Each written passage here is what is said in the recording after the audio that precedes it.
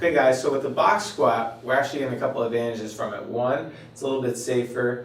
Two, it helps accelerate our performance. And three, it kind of puts that at ease when we're going into a big squatting motion. So the height of your box is predetermined by your flexibility.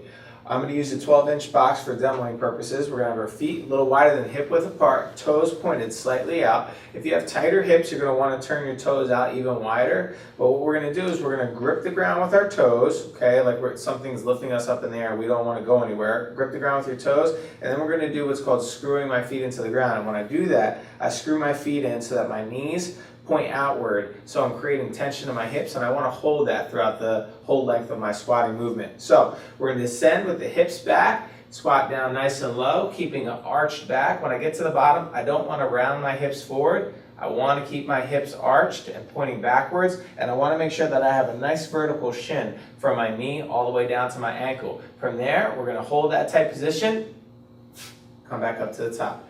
Reach back, sit, come back up to the top. Now, if you're not able to achieve that depth, one thing you can do is use a bolster. And you'll notice when I go down into my squat, it's much higher up, a little bit easier on my joints.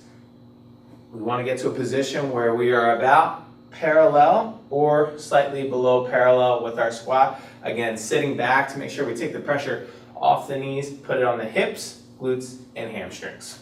Boom.